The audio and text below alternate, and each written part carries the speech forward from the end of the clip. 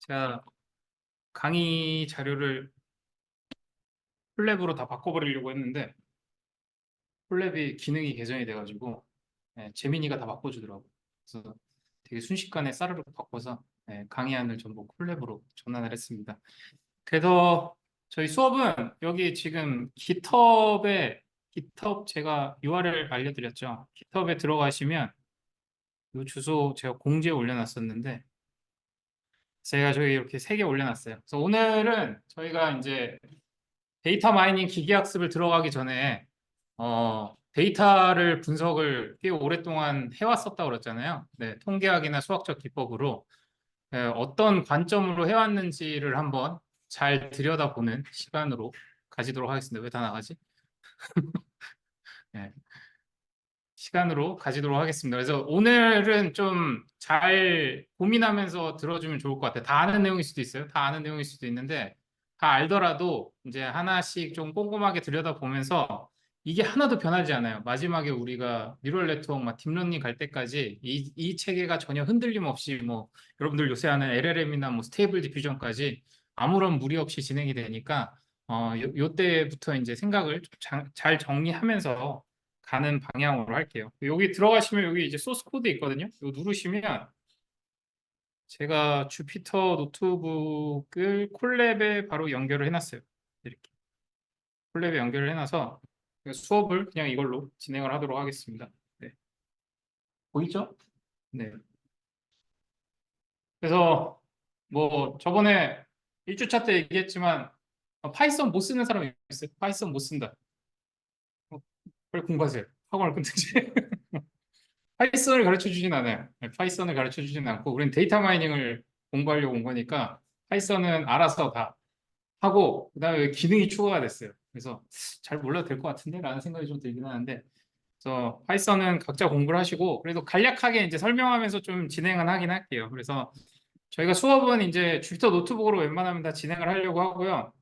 보시면은 이제 저희가 많이 쓰는 이 라이브러리라는 게 이 앞에서 선언이 됩니다. 라이브러리가 뭐냐면은 파이썬은 이제 컴파일러 언어일 뿐이고, 언어일 뿐이고, 여러분 노트북들 가져오셔야 돼요. 웬만하면. 예, 가져오셔야 돼요. 아니면 수업하기 힘들어요. 그 파이썬은 언어일 뿐이고, 이 언어에 되게 다양한 기능들을 여러 사람이 만들어서 이제 제공을 해줍니다. 그게 이제 라이브러리예요. 그래서 되게 잘 만들어진 라이브러리가 너무 많아요. 너무 많아서 그냥 라이브러리만 불러다 여러분들이 쓰시면 됩니다. 그래서 오늘은 저희가 우선 회귀 분석 먼저 할 거고, 회귀 분석에 대해서 공부를 시작을 해볼게요. 그래서 먼저 여기 라이브러리 보시면은 뭐 판다스 이거는 앞으로 여러분들이 모든 데이터를 다룰 때 계속 쓰셔야 되는 엑셀 같은 거라고 보시면 돼요. 엑셀 기능을 엑셀과 데이터베이스를 결합해 놓은 기능. 너무 잘 쓰게 될 거고 그 다음에 요거는 차트를 그려주는 라이브러리예요. 그 다음에 이거는 엑셀은 엑셀인데 숫자만 기가 막히게 다루는 엑셀이라고 보시면 됩니다. 그래서 얘가 여러분들 나중에 이제 텐서 개념부터 해가지고 이제 뉴럴 네트워크 사용할 때 제일 많이 데이터 마인 사용할 때 제일 많이 쓰는 구조체이면서 라이브러리가 될 거예요. 요거는 이제 그 여러분들 윈도우 탐색기처럼 윈도우에 있는 모든 기능들을 이제 불러다 쓰는 이 그런 용도입니다. 여러분들이 이제 잘 이해해야 될게 이 콜랩이라는 게 이제 구글에서 제공해주는 가상 머신인데 무슨 얘기냐면은 지금 제 URL을 눌러서 여러분들 콜랩으로 들어갔잖아요. 가입이 돼 있으면 콜랩에 바로 이렇게 뜰 거예요. 주피터 노트북이.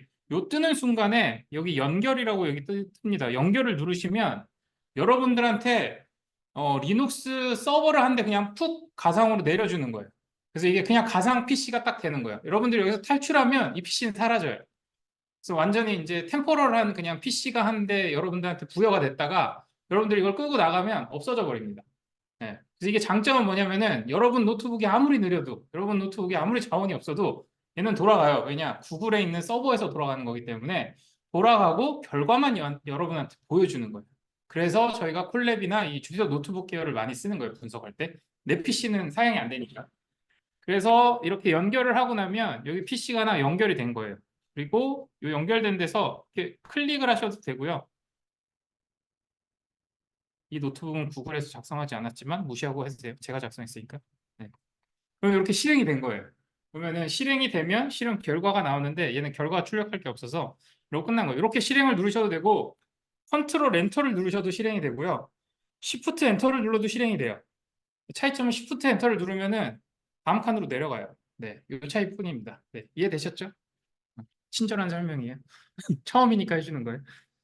자, 그 다음에 우리가 뭘 쓸 거냐면은 이번에 회귀 분석이라는 거를 위해서 요 데이터를 쓰려고요. 컨트롤 이렇게 한번 눌러보시면 네, 리다이렉션 알림에서 국토교통부 실거래가를 쓰려고 합니다. 국토교통부 실거래가 중에 제가 가져온 데이터는 1년치 서울시의 아파트의 매매가 정보만 CSV로 다운로드 한 거예요. 날짜를 이제 제가 주말에 받았으니까 여기 보시면 날짜가 이제 2023년 9월 9일부터 2024년 9월 8일까지 여기 1년씩밖에 다운로드가 안 되거든요. 여러분 더 받을 거면 이제 더 받으셔도 돼요. 더 받아서 뒤에다 붙여도 되고. 그래서 다운을 받아서 저희 학교에 웹서버가 있더라고요. 학교 웹서버에다 제가 올려놨어요. 그래서 요 명령어는 뭐냐면은 지금 여러분 가상 PC가 만들어졌는데 거기에다가 제가 미리 다운받아서 저희 학교 홈페이지에 올려놓은 파일을 다운로드 해달라라는 명령입니다. 그럼 얘가 이렇게 친절하게 8메가짜리 파일을 쪽 다운받아가지고 여러분 지금 켜준 서버에다 올려놓는 거예요. 앞으로 이렇게 실행을 할 거예요. 대부분의 뭐 이미지라든가 학습해야 되는 데이터도 대부분 다 이렇게 처리를 하려고 합니다. 근데 용량이 만약에 이제 콜랩에서 못 받아준다 그러면 이제 여러분 드라이버를 연결해야 되는데 그게 수업할 때마다 좀 귀찮아가지고 제가 이렇게 해놨어요. 이렇게 하면은 이 파일이 지금 다운로드 받아져 있고 여기 왼쪽에 보시면 폴더 리스트가 나오거든요. 이 아파트 리얼이라는 CSV 파일이 여기 다운로드가 받아져 있는 거예요. 이걸 쓰겠다는 거죠. 이제 여기까지 이해돼요? 네, 잘 따라오고 있어요. 훌륭해요. 그래서 이 CSV 파일은 여러분들 엑셀에서 저장해 보시면 알겠지만 쉼표로 이렇게 필드가 나눠져 있고 레코드가 한 행씩 계획 문자로 떨어져 나가 있습니다. 네, 이 데이터를 우리가 이렇게 불러올 거예요. 그래서 아까 우리 여기 보면은 임포트를 했는데 판다스라는 라이브러리 할 건데 했는데 그 뒤부터 나는 PD라고 이 이후부터 나는 PD라고 부르면 판다스야 라고 as 별칭을 써준 거예요. 그렇게 써준 거고 얘도 마찬가지예요. 맵플랫 라이브러리에서 파이플랫이라는 클래스를 불러올 건데 얘는 앞으로 PLT라고 내가 부를 거야 라는 거예요. 요거 이름 바꾸면 다 바뀝니다. 네. 요거 마찬가지예요. numPy라는 라이브러리를 불러올 건데 나는 앞으로 얘를 MP라고 약칭으로 부를 거야 라는 뜻이에요. OS는 짧으니까 그냥 OS라고 쓸게 라는 겁니다. 네. 이렇게 해서 지금 보시면 요 PD가 아까 판다스예요. 판다스로 리드 CSV 로컬에 있는 CSV 파일을 불러올 건데 뭘 불러올 거냐면은 요 아까 다운로드 받은 거 있죠. 아파트 언더바 리얼의 CSV 파일을 불러올 거고 요게 이제 쌍따옴표로 이제 필드별로 구분이 되어 있어요. 그 다음에 필드의 구분은 쉼표로 되어 있습니다. 쉼표로 되어 있고 파일을 한번 열어보시면 알겠지만 파일이 위에서부터 15줄까지 설명이 있어요. 이 필드는 뭐고 얘는 무슨 용도고 어떤 날짜고 뭐 이런 자잘한 설명도 있어요. 그래서 그거 다 스킵하라는 거예요. 무시하고 스킵하시고 그 다음에 이제 인코딩이라는 게 있는데 인코딩은 뭐냐면은 그 파일에 글자 하나를 어느 정도 크기의 포맷으로 결정할 거냐. 보통 아스키 파일이라고 하면 우리가 이제 CP949를 제일 많이 씁니다. 그러니까 한글은 딱 두 가지예요. UTF-8을 쓰든지 CP949를 쓰든지 둘 중 하나예요. 만약에 CP949 에러 났다 그러면 UTF-8 쓰시면 되고 UTF-8 에러 났다 그러면 CP949 쓰시면 돼요. 별 차이 없습니다. 한글이 들어갔기 때문에 그래요. 영문은 원래 아스키 코드로 되게 적은 양으로 다 표시가 되는데 한글은 글자가 되게 복잡하다 보니까 코드가 엄청 늘어나요. 그래서 그거를 어떤 포맷으로 쓸 거냐의 기준이고 여기 이제 D타입이 뭐냐면은 데이터 타입에 대한 정의예요. 근데 제가 앞으로 수업할 때도 마찬가지지만 웬만하면 분란할 때 str로 스트링으로 쓰자라고 제가 그 제안을 드릴 거예요. 왜냐면은 이 파이썬이라는 언어나 이 판다스 라이브러리 같은 경우에는 이제 사람들이 만들었잖아요. 만들면서 얼마나 친절하게 만들었냐면 이렇게 데이터 타입조차 모르는 사람도 쓸 거야 라고 생각을 해서 만들었어요. 그래서 만들 때 어느 정도 친절했냐면은 자기가 데이터를 쭉 보고 이거 숫자인 것 같아. 이거 플롯인 것 같아. 이거 문자인 것 같아. 날짜인 것 같아 해서 지가 막 임의로 줘요. 그래서 친절한 건 좋은데 이럴 때가 있어요. 내가 지금 부여하는데 이거는 스트링이야. 가령 주소는 스트링이어야 됐는데 기가 막히게 그 순간에 데이터가 들어간 그 10줄 정도만 뭐 01-2 번지만 딱 들어갔어. 그래가지고 이거를 얘가 날짜로 인식을 한 거야. 그래서 데이트 타임으로 타입을 줘버렸어. 그 뒤에 다 에러가 나는 거야. 그래서 이게 D 타입을 안 줘버리면 얘가 마음대로 모든 걸 결정해서 여러분들 나중에 데이터 분석할 때 데이터 스텝이 다 꼬여요. 분명히 내가 넣은 파일에선 다 돌아갔었는데 새로운 파일이 들어오거나 아니면은 몇 년치로 학습해서 잘 들어갔는데 그 다음 하루치를 내가 예측하려고 딱 들어갔는데 인풋 데이터가 타입이 다 바뀌어 있어. 그럴 때 주의해야 되기 때문에 D 타입 설정을 무조건 하시는 거를 추천을 드립니다. 그래서 D 타입 설정을 하면은 전부 스트링으로 된 다음에 여러분들이 하나하나 지정해 주시는 거예요. 네, 오류를. 그렇게 처리를 하면 이걸 실행해 보시면 데이터가 불러져요. 불러지는데 보기 되게 어렵죠. 근데 이게 친절하게 요거 누르시면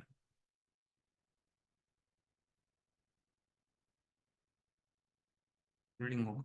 네. 이렇게 이쁜 모양으로 네. 엑셀처럼 정리되어 있죠. 그래서 여기 위에 필드명이 이렇게 쭉 있고 그 다음에 레코드가 쭉 있어요. 엄청나게 많아요. 엄청나게 데이터가 많기 때문에 얘가 페이징이 돼서 800페이지가 넘게 되어 있어요. 네.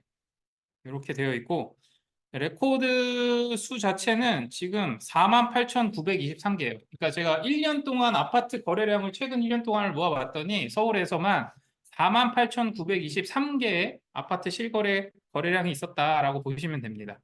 자, 그리고 이제 데이터에서 D타입이라고 이렇게 출력을 해보면 내가 지금 쓰고 있는 판다스 데이터의 타입이 어떻게 되는지 아는데 오브젝트가 스트링입니다. 오브젝트가 뭐 여러 가지 의미가 있지만 스트링도 오브젝트예요. 그래서 다 스트링이다라고 얘가 이게 표현한 겁니다. 네. 그럼 이제 아까 얘기했듯이 우리가 지금부터 분석을 할 거면 전부 데이터 타입을 내가 임의로 다 변경을 해줘야 돼요. 임의로 변경을 해줘야 되는데 오늘 분석에서 쓸 제일 첫 번째 데이터는 뭐냐면은 거래가입니다. 거래가. 거래가를 쓸 거예요. 근데 여기 보시면 거래 금액 10,000원이라고 해서 이제 데이터가 들어가 있어요. 들어가 있는데 요 위에 데이터 보시면은 눈 한번 보시면 요 데이터가 이런 식으로 들어가 있어요. 10,000원 단위인데 세 자리마다 콤마가 찍혀 있어요. 그럼 이거는 죽어도 스트링이에요. 요 데이터는 네, 보여요? 네. 요 데이터는 죽어도 스트링으로만 보입니다. 스트링으로 인식이 되기 때문에 숫자 전환이 안 돼요. 숫자 전환이 안 돼서 여기 보시면 저희가 코드에 데이터를 스트링을 리플레이스를 해라. 그러니까 콤마를 없애라라는 뜻이에요. 콤마 없애라. 그런 다음에 요거를 인티저로 바꿔라. 인티저가 숫자입니다. 정수예요. 정수로 바꾸겠다는 거예요. 그 다음에 데이터 타입을 다시 출력해 보자라고 하면 여기에 거래 금액 10,000원이 인티저 64로 돼 있어요. 인티저 64가 제일 큰 정수예요. 제일 큰 정수 크기니까 여러분들 웬만하면 거래 금액이나 뭐 10억대 넘어가면 그냥 인티저 64 때리시는 게 제일 깔끔합니다.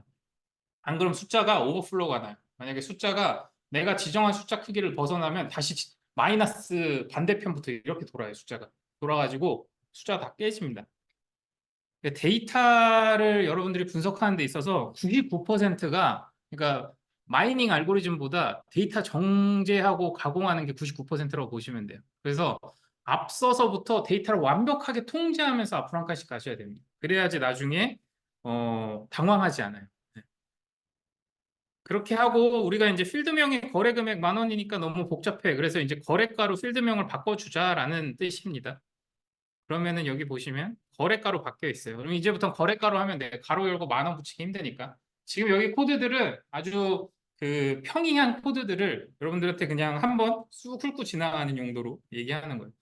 이제 데이터를 인티저로 바꿨으면 이 describe 함수를 쓰게 되면은 기초 통계량이라는 게 나와요. 기초 통계가 나와가지고 여기 보시면은 총 몇 개, 총 4만 개가 있고요. 그다음에 평균이 얼마고, 표준 편차 얼마고, 최소값이 7천만 원이네요. 7천만 원이고 최대값이 220억이에요. 아파트가 220억이에요. 220억에서 7천만 원까지 있더라. 이 숫자를 왜 봐야 되냐면 이상치가 있을 수가 있어요. 아파트 220억 이상치인가? 근데 이상치는 아닙니다. 네, 서울에 220억짜리 아파트가 많기 때문에 이상치 아니에요. 그래서 이런 데 막 뭐 1,500억짜리 있다. 그럼 약간 고민해 봐야 돼요. 그리고 이거는 이제 뭐 타입 전환해서 잘못됐나? 내가 뭐 실수했나? 아니면 원천 데이터 잘못됐나? 일부를 해야 됩니다. 그래서 여기까지 돼야 여러분들이 이제 데이터에 대한 리뷰가 끝난 거고 요걸 이제 시각화하는 과정에서 히스토그램 우리 이제 도수분포표 표시를 이렇게 한 번만 해주면 이렇게 쭉 히스토그램으로 나눌 수가 있어요. 여기 빈스라고 있는데 여기 몇 개로 쪼갤 거냐예요. 여기 10개로 쪼개면 10칸짜리가 나오는 거고 이렇게 이거 100개로 쪼개면 아까처럼 이제 100칸짜리가 나오는 거예요. 네. 이렇게 해서 우리가 데이터를 보면 지금 여기 이제 10의 6승이잖아요. 그러니까는 저기가 대충 6승이면 50억. 50억까지가 뭉쳐 있고 50억 이후에 아까 220억까지 아주 롱테일로 쫙 뻗어져 있는 걸 볼 수가 있어요. 굉장히 극소수의 숫자들이 전체 숫자를 좀 지배하는 걸 볼 수가 있습니다. 그래서 오늘은 우리가 분석을 할 때 이거를 그냥 50억 이하에서 한번 잘라볼 거예요. 데이터의 분석을 우리가 좀 편하게 하기 위해서 나중에 이제 여러분들이 목적에 따라서 다양하게 분석을 해야겠지만 오늘은 그냥 수업이니까 제가 임의로 거래가가 50억 이하인 것들로만 자르고요. 그렇게 해서 개수를 잘라보면 네, 이렇게 나옵니다. 아까 그 왼쪽에 있던 바가 이렇게 전체로 표시가 되고 총 개수가 48,646개로 그렇게 많이 잘리진 않았어요. 50억 이상이 많진 않아요, 개수가. 그래서 이 데이터를 가지고 우리가 이제 분석을 시작을 할게요. 여기까지 잘 따라왔죠? 쉽죠? 엑셀보다 쉬워요. 네. 자, 그러면은 우리는 이렇게 48,000개의 실거래 데이터를 얻었어요. 이 데이터를 가지고 모델을 하나 만들고 싶어. 우린 이 데이터밖에 없어. 지금 48,000개의 실거래 데이터밖에 없는데 이거를 대표하는 모델을 만들고 싶어요. 모델을 왜 만드냐라고 하면은 데이터를 설명하기 위한 용도로도 모델을 사용을 하고요. 그 다음에 여러분들이 이 그룹에 새로운 데이터가 들어왔을 때 과연 무슨 값일까라고 예측하려면 모델이 필요합니다. 그래서 이 데이터 자체를 설명하면서 동시에 이 데이터를 활용할 수 있는 하나의 대표성을 띠는 모델을 만들고 싶다라고 했을 때 무엇을 모델로 제시할 수 있을까요? 이 경우에는. 네. 나한테 지금 주어진 데이터가 거래가 48,000개밖에 없어요. 이거를 대표하는 모델은 뭘까요? 이거를 대표하는 모델. 얘를 내가 모델로 제시해달라. 무슨 모델을 쓰든 상관없어요. 뉴럴 네트워크를 쓰든 뭘 쓰든 상관없는데 얘로 모델을 제시하고 싶어. 어떤 게 얘를 대표하는 모델일까요? 아무도 없어요? 그럼 점수 드립니다. 아무 의견 내봐요.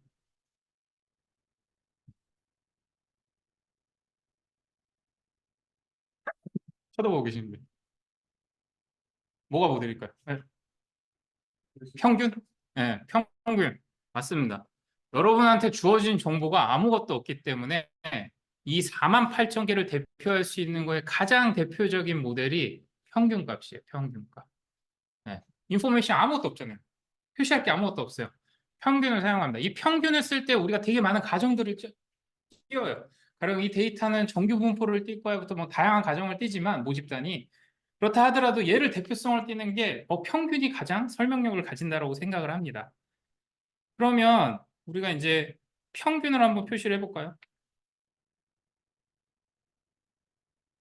이게 빨간색이 지금 평균이고 초록색이 중앙값이에요. 그러니까 우리가 이제 대표성을 띠는 값으로 많이 쓰는 게 미디언 값도 쓰고 그다음 뭐 평균도 쓰고 다양한 값들을 쓰는데 가장 많이 쓰는 건 우리가 평균을 씁니다. 평균을 써요. 그래서 이 빨간색 평균 값을 우리가 이제 이 데이터를 대표하는 모델이라고 주장할 수 있어요. 여러분들한테 아무런 정보가 없기 때문에. 그럼 이 상태가 뭘까라고 생각해 보시면 돼요. 과연 이 상태가 뭘까? 나에게는 아무런 정보가 없고 오로지 48,000개의 거래 데이터만 있을 때 나는 평균을 모델로 제시했어. 근데 보세요. 48,000개가 평균하고 같아요. 같은 거 몇 개 없죠. 요 가운데 요 어떻게 보면 데이터 양으로 따지면은 미디언보다 더 없어. 최빈 값은 여기고 가장 많이 있는 애는 얘고 그다음 얘는 중앙 값이고 얘는 민 값이야. 민 값은 어떻게 보면은 최빈 값에 비하면은 터무니없이 적어요. 그러면은 이 터무니없이 적은 나머지 애들은 뭘까요? 나머지 애들은 전부 모델이 적합시키지 못한 애예요. 데이터가. 이 데이터를 우리가 뭐라고 그러냐면 전부 에러라고 표시합니다. 네. 이해돼요? 까지 이해돼요? 네. 그래서 이 에러를 우리가 토탈 썸 오브 스퀘어라고 해서 TSS라고 정의를 해요. 네.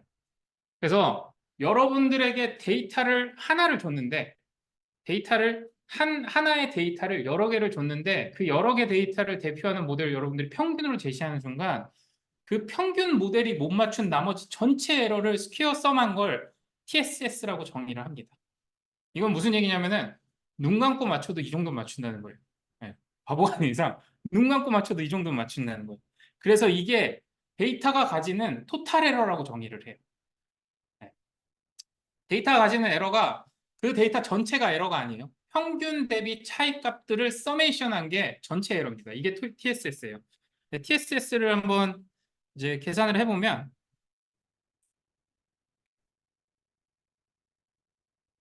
이런 식으로 지금 보라색 선이 평균 값이에요. 그다음에 요게 앞에 데이터가 50개 데이터만 지금 출력을 한 거거든요. 50개 데이터가 보면은 요 빨간색 그 면 있죠. 이 면만큼이 전부 다 에러 값입니다.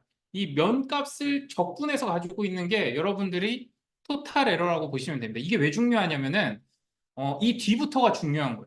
이 뒤부터는 여러분한테 인포메이션을 주기 시작할 거기 때문에 여기서부터 기준을 정하는 거예요.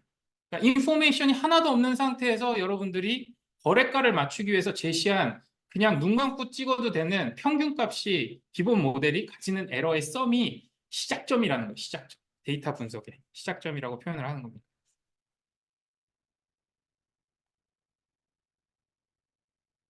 그래서 지금 보시면은 이걸 실제로 숫자로 다 계산해 보면은 말도 안 되게 큰 수죠. 대충 245조 정도 되겠네요. 245조. 네. 7,234억. 네, 이 정도의 만 원이에요, 단위가. 네, 이 정도의 썸 스퀘어니까. 네, 썸 스퀘어니까 이 정도 에러가 지금 토탈 에러를 가지고 있다는 겁니다. 자, 이제부터 우리가 뭘 할 거냐면은 우리가 이제 모델을 제시하기 시작할 거예요. 이제 리그레션이라는 모델은 우리가 이런 모델이에요. 회색으로 나오니까 되게 이상하네. 제가 원래 이거를 라이트에서 했었어요. 네, 이렇게 나와야 돼요. 자, 우리가 매매가라는 정보만 가지고 지금 모델을 썼었는데 매매가한테 하나의 정보를 더 줄 거예요. 면적 정보를 내가 새롭게 줄 거예요. 자, 이제 면적 정보를 줬으니까 네가 어, 이런 모델로 y는 ax 플러스 b 플러스 잔차라고 하는 이런 이제 이걸 리그레션 모델이라고 우리가 표현하거든요. 리그레션 모델로 한번 모델링 해봐. 라고 하는 겁니다. 그러면은 얘가 이제 전용 면적을 우리가 면적을 줘야 되니까 여기 이제 전용 면적이라는 애가 있어요. 그래서 이것도 지금 보시면은 데이터를 이제 플롯 형태라고 해서 얘는 이제 소수점이 있으니까 소수점 숫자로 변형을 해주는 겁니다. 변형을 해주면 이번 면적이 이제 플롯으로 바뀌어 있어요. 플롯으로 바뀌어 있고 거래가는 인티저로 바뀌어 있고 자, 이 상태에서 아까 라이브러리가 있다고 했죠. 라이브러리에 리니어 모델, 사이클론이라고 하는 이제 라이브러리가 데이터 마이닝이나 이제 뭐 통계학 모델들을 다 가지고 있어요. 그래서 사이클론의 리니어 모델 안에 리니어 리그레션이라고 하는 클래스를 가져올 거예요. 얘를 가져와서 저희가 LM이라고 하는 변수에다가 이 클래스를 선언을 해줍니다. 예. 요게 이제 컴퓨터 상의 하나의 이제 그 명령체계이긴 한데 저희가 요 상태까지는 뭐라고 그러면은 클래스 상태라고 그래요. 추상화되어 있는 클래스 상태. 그러니까 뭐든 될 수 있어. 그냥 인간 상태라고 보시면 되고요. 내가 LM이라는 데에다 얘를 딱 선언해 주는 순간 뭐가 되냐면은 이름이 딱 지정이 된 거예요. 사람으로 딱 지정이 된 거예요. 구름 하고 딱 지정이 된 거예요. 그래서 얘는 이제 현실 세계에 떨어진 거예요. 근데 요 전까지는 아직 현실 세계에 나와 있지 않은 되게 추상화된 인간 덩어리인 거예요. 누구든 될 수 있어요. 네, 좀 애매하죠? 네, 그런 개념이라고 이해하시면 되고 그래서 선언이 되는 순간 LM이라는 걸로 선언이 됐고 내가 얘한테 뭘 줄 거냐면은 요렇게 요게 아까 넘파이라고 하는 데이터 구조체로 바꾼다고 했었는데 요건 이제 판다스고 판다스에서 넘파이로 바꿔주는 겁니다. 나중에 하나씩 한번 눌러보세요. 눌러보면서 비교를 한번 해보세요. 그래서 X랑 Y가 넘파이 구조체로 바뀌어요. 앞으로 모든 분석을 할 때 판다스로 분석하지 않아요. 판다스에 있는 데이터를 숫자로 바꿔서 넘파이로 넘겨서 넘파이로만 모든 연산을 할 겁니다. 넘파이가 무조건 빠르기 때문에 그렇게 해서 이제 x하고 y 값을 부여를 하고 이제 fit이라는 걸 누르면은 선형 분석이 끝나요. 그냥 딱 클릭하면 그냥 회귀 분석이 끝나 있어요. 그래서 회귀 개수가 5,943이고 그 다음에 절편이 마이너스 2,083인 y는 ax 플러스 b 중에 a하고 b 값을 구해준 거예요. 굉장히 간단하죠. 그래서 얘를 가지고 우리가 이제 예측을 해보면 이렇게 예측을 합니다. 네. X축이 뭐냐면은 면적이에요. X축이 면적이고 Y축이 뭐냐면은 가격이에요. 가격.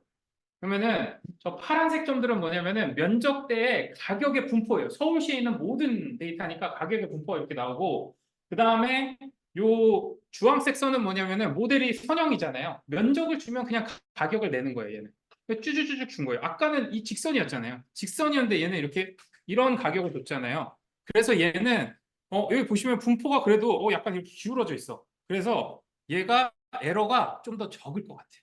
우리 생각에는.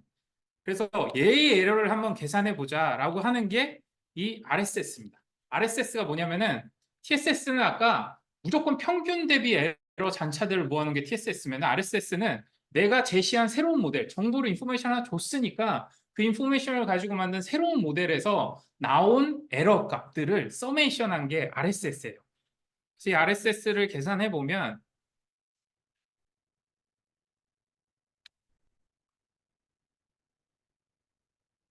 이렇게 나옵니다. 그래서 파란색이 아까 데이터고요. 그다음에 주황색이 모델로 예측한 데이터예요. 그럼 아까 평균 이렇게 나와 있던 것보다 면적이 확 줄었죠. 네, 면적이 확 줄었어요. 그러면은 그 면적을 한번 비교를 해보면 잔차를 한번 계산해 보면 네, 이런 식으로 잔차가 분포를 해요. 네, 그래서 잔차가 되게 어디서 많이 본 분포 같지 않아요? 정규 분포랑 되게 비슷해지죠. 네, 이렇게 잔차가 정규성을 띠는 걸 우리가 리그레션 분석의 이제 핵심 그 기준으로 잡고 있거든요. 네, 그래서 이 정규성을 띠고 있는 거고 이렇게 해서 이제 잔차 분포를 보고 그 잔차를 아까 이제 TSS라고 한번 비교를 해보면 이런 식으로 나오는 거예요. 지금 초록색 면은 그 저기 뭐냐 TSS고 그 다음에 빨간색 면은 RSS예요. 그래서 두 가지의 차이점을 볼 수 있어요. 어떤 거는 실은 솔직히 말하면 모델이 더 못 맞추는 경우도 있어요. 자세히 보시면. 모델이 더 못 맞출 수도 있고 더 잘 맞출 수도 있어요. 근데 총합을 보자는 거예요. 총합을 보면 총합을 보면 차이가 있어야 됩니다. 그래서 우리가 잘 생각을 해보세요.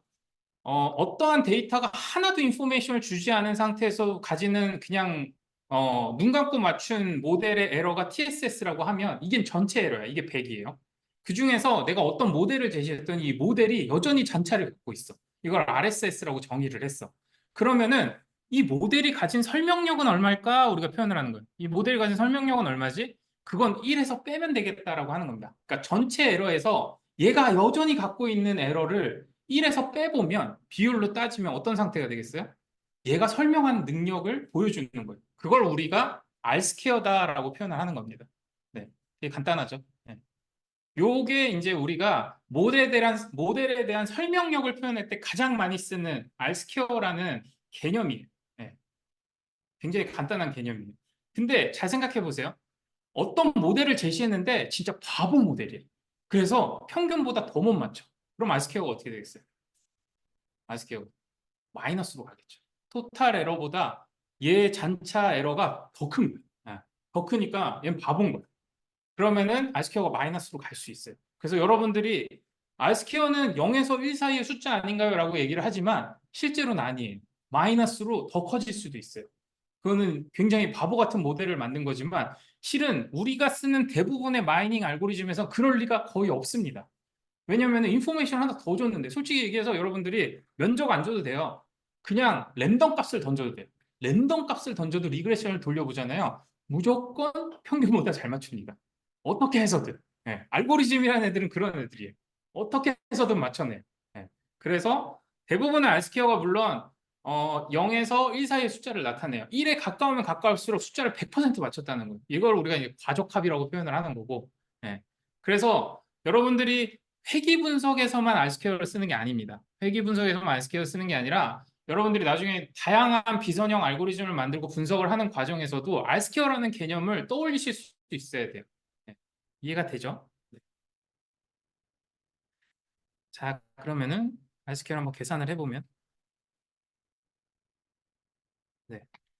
이렇게 해서 이제 면적만 줬더니 R스퀘어가 33.02가 나왔어요. 이거 무슨 뜻이에요? 토탈 에러가 가진 에러 중에 33%는 이 면적이라는 정보가 선형적으로 설명을 해냈다 뜻입니다. 네, 33%밖에 설명을 못해요. 나머지 67%는 여전히 설명을 못하더라 라는 뜻입니다. 이해가 되죠? 제가 막 핏대를 세우면서 떠드는 이유는 제가 원래 말을 이렇게 해요.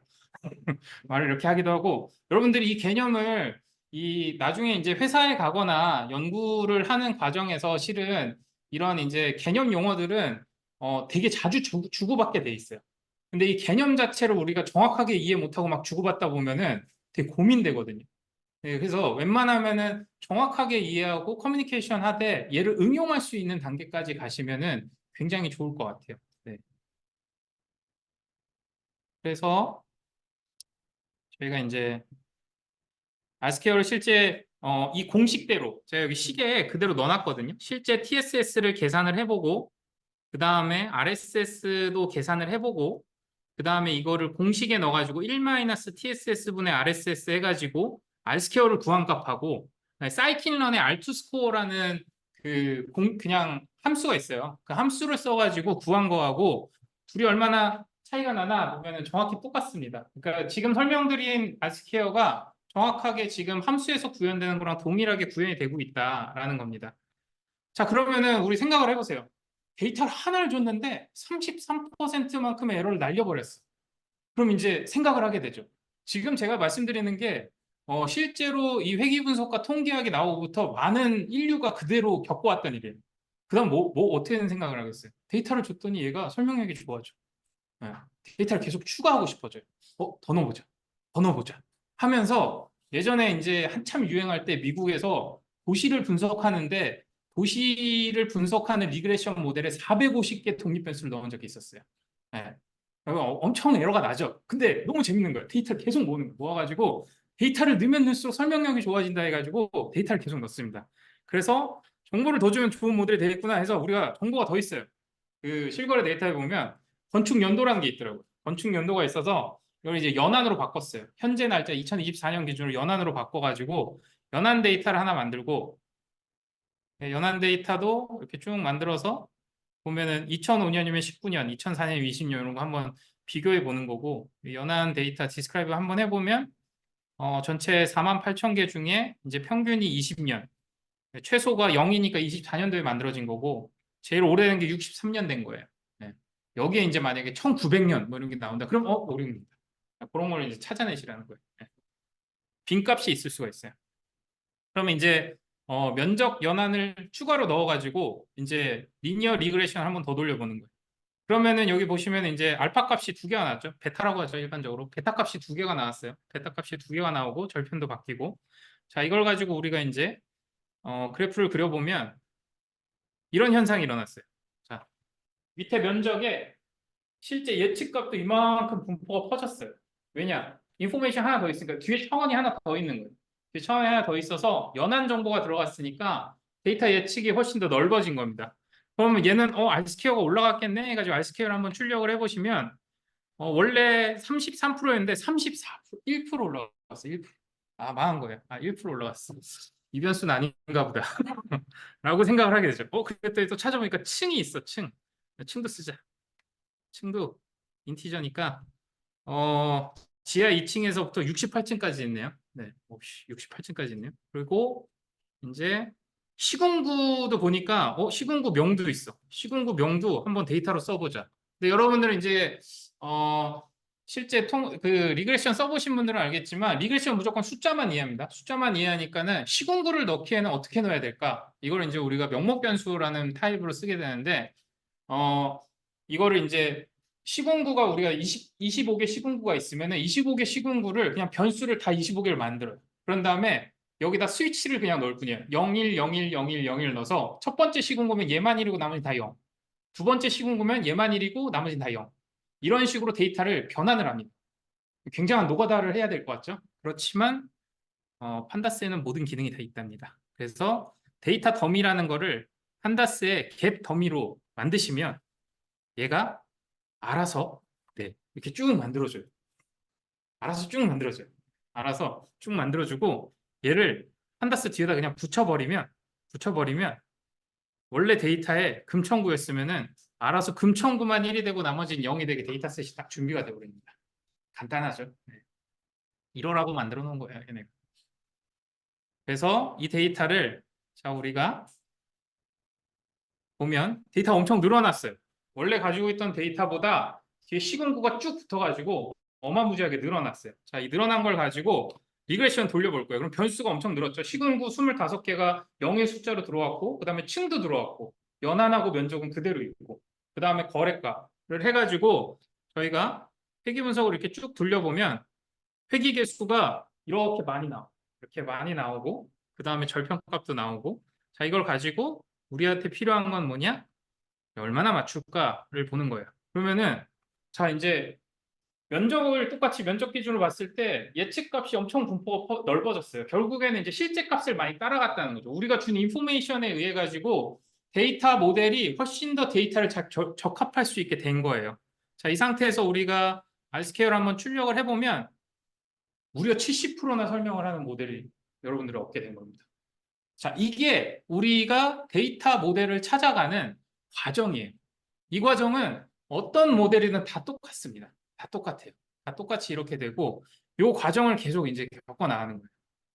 그래서 이거를 이제 우리가 진짜 회귀 분석 프로그램들을 돌려보면은 이 스탯 모델이라는 요 라이브러리에 보면은 얘는 이렇게 이제 우리 회귀 분석 일반적으로 보는 요런 표가 나옵니다. 리그레션부터 해가지고 각 변수별 코에피션트랑 이제 p-밸류까지 이렇게 쭉 나오죠. 요런 이제 내용들이 쭉 나오는데 여기서 이제 얘가 주장하는 바는 뭐냐면은 변수를 계속 늘리면 의미가 있나?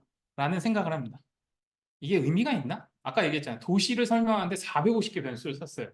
변수가 계속 늘어나면 설명량은 계속 올라가. 기계적으로 얘는 계속 올려. 어쨌든 모델 자체가 올리려고 만들어놨으니까 무조건 에러를 줄이기 위해서 얘는 어떻게든 조금씩 꿈틀꿈틀 해가지고 맞춰 나가요. 뉴럴 네트워크는 더 심하네. 뉴럴 네트워크는 그냥 거의 진짜 꾸겨 넣어요. 온몸 꾸겨 넣어서라도 맞춘단 말이에요.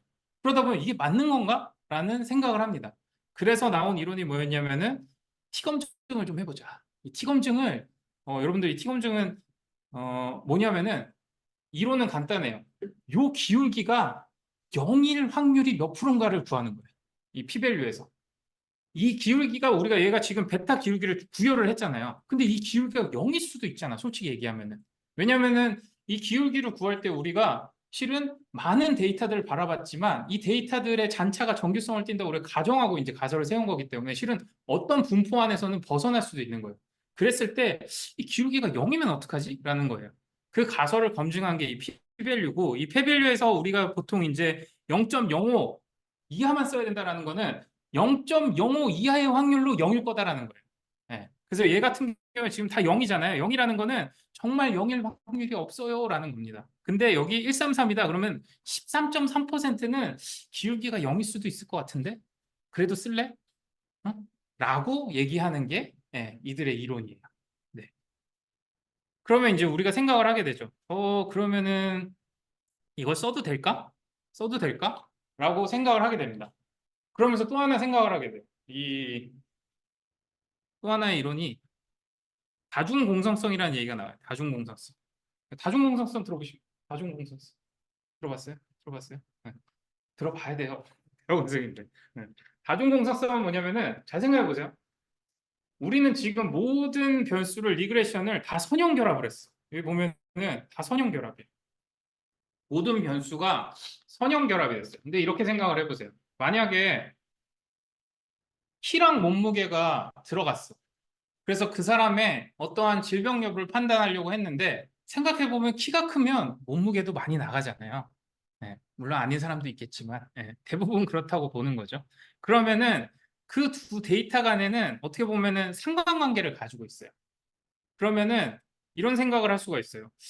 과연 이 리그레션 안에서는 어떤 작동을 할까? 둘이 같은 방향의 데이터를 설명을 하고 있어. 둘 다 이렇게 같이 상승하는 모든 데이터가 같이 상승하고 있어. 면적이 올라갈 때 공역 면적도 같이 올라가고 있어. 올라가야지, 당연히.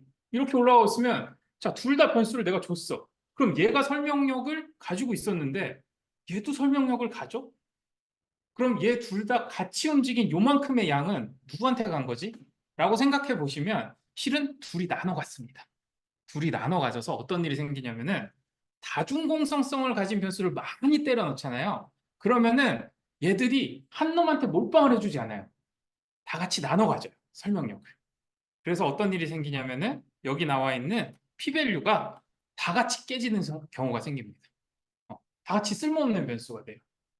그래서 여러분들이 유의해야 될 게, 자, 이 정도 나오고 나면은 보통 이제 우리가 스텝와이즈라는 걸 계산을 하거든요. 그러니까 변수가 너무 많이 들어갔어. 너무 많이 들어갔는데 이런 애들은 의미도 없대. 의미도 없는데 우리 이걸 뭐하러 넣지? 그럼 얘를 뺍시다. 라고 하는데 이렇게 판단할 수도 있어요. 야, 5% 이상은 다 빼라고 그랬으니까 야, 5% 이거 다 한 번에 빼. 뭘 몇 번을 돌려? 5% 되는 애들 이거 다 빼, 다 빼. 다 빼고 한 번에 끝내. 라고 딱 끝내려고 했는데 문제가 생겨요. 얘 하나만 뺐더니 갑자기 얘가 5% 이내로 쑥 들어와 버려요. 이럴 수가 있어요. 왜냐? 제가 뺏어갔던 설명력, 데이터의 설명력을 얘가 몰빵을 받아버려요. 갑자기 제가 나가버리니까. 그래서 얘가 갑자기 살아나기 시작합니다. 그래서 우리가 변수를 이제 이걸 피처 셀렉팅이라고 표현을 하는데 두 가지 방식이 있어요. 앞에서 제가 했던 방식은 변수를 하나씩 넣었어요. 의미 있는 변수를 하나씩 넣으면서 얼마나 얘가 설명을 해내지 이렇게 보는 방식이 있고요. 이 방식도 에러가 날 수 있어요. 만약에 진짜 중요한 변수는 A였어. 근데 내가 B를 먼저 넣은 거야. 근데 B랑 A랑 다중공성성을 갖고 있었어. 그래서 B를 넣었는데 A가 딱 들어오니까 A가 별로 설명력을 가지지 못해. 그래서 얘, 너 들어오지 마. 하고 잘라낼 수가 있어요. 근데 실은 현재에선 그런데 미래 예측력에서는 A가 진짜 중요한 키워드일 겁니다. 그럼 이제 나가리가 되는 거죠. 그러니까 반대로 다 넣었어. 다 넣은 다음에 하나씩 빼는 경우가 있어요. 스텝 와이즈로. 그러면은 뺄 때 그냥 보통은 어디서 빼냐면 p-value가 가장 큰 애부터 빼겠죠. 근데 하나씩 빼는 이유가 다중공성성 때문에 하나씩 빼주는 거예요. 하나씩 빼면서 이제 데이터의 의미도 좀 알긴 알아야죠. 죽어도 얘는 설명력이 없지만 난 죽어도 얘는 못 빼겠어. 라는 고집을 교수님들도 많이 부리시고 우리도 많이 부리게 될 거예요. 네, 그렇게 부리면서 이제 연구원의 주관이 막 들어가면서 이제 버티기를 들어갑니다. 그러면서 이제 스테바이즈를 하게 되는 거예요. 그래서 우리가 이제 이런 분을 보는 거고, 다중공산성 같은 경우 여기도 한번 이렇게 계산해서 보면 VIF 팩터가 10 이상이면은 다중공산성을 가지고 있다고 표현을 해요. 이게 무슨 의미로 그걸 표현하냐면은 이 VIF 팩터는 리그레션을 여러 번 돌렸다고 보시면 돼요. 어떻게 돌리냐면은 자, 면적의 VIF 팩터를 구하려면 연한하고 층으로 면적을 리그레션을 돌려서 R스퀘어를 뽑는 거예요. 네. 그 다음에 연한을 나머지 애들로 리그레션 돌려서 뽑는 거예요. 층을 또 돌려서 뽑는 거예요. 그래서 설명력이 높아지면 무슨 얘기냐면 얘가 다른 변수가 얘를 이만큼 설명해? 그럼 얘 없어도 되는 거 아니야? 라고 생각하는 거예요. 네. 그 수치가 크면 클수록. 그래서 10 이상이 되면 생각보다 이 변수를 설명하는 독립 변수가 또 존재하네? 라고 해가지고 둘 중 하나는 빼야 되지 않을까라는 고민을 해보세요 라는 뜻입니다. 네. 그렇게 해서 최종 선정을 해서 저희가 이제 피처 셀렉팅을 끝내야 되는 거예요. 이렇게. 뭐 하는 걸까요? 네. 그래서 이 변수 간의 이제 상관관계를 이렇게 볼 수가 있는 표래요. 제가 만든 건 아니고 재민이가 만들어 주더라고요. 네.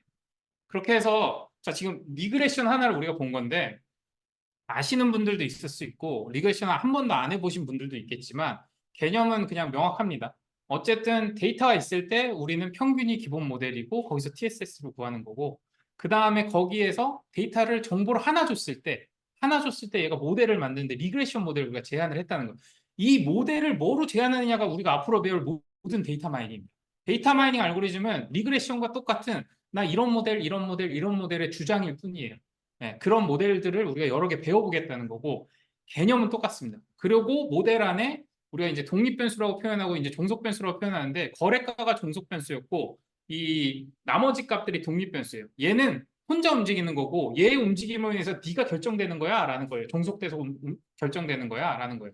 그럼 이제 독립 변수를 늘리면 늘릴수록 설명력이 좋아지네 70%까지 갔으니까 근데 어느 순간 보니까 이렇게 계속 늘려도 될까 하면서 p-value를 보게 되고 거기서 뭘 빼야 될까 하면서 다중공상수까지 고민을 하게 되는 거예요. 여기까지 온 결과가 앞으로 우리가 배워야 될 거의 모든 모델링에 대부분 다 똑같이 적용된다고 보시면 돼요. 이 개념을 그대로 들고 그냥 쭉 딥러닝 뉴럴 네트워크까지 바라보셔도 되고요. 중간중간에 여러분들이 하다 보면 막힐 때가 있어요. 막힐 때 이제 이런 개념으로 다시 한번 생각을 하고 돌아가 봐도 좋겠다라고 할 수 있습니다.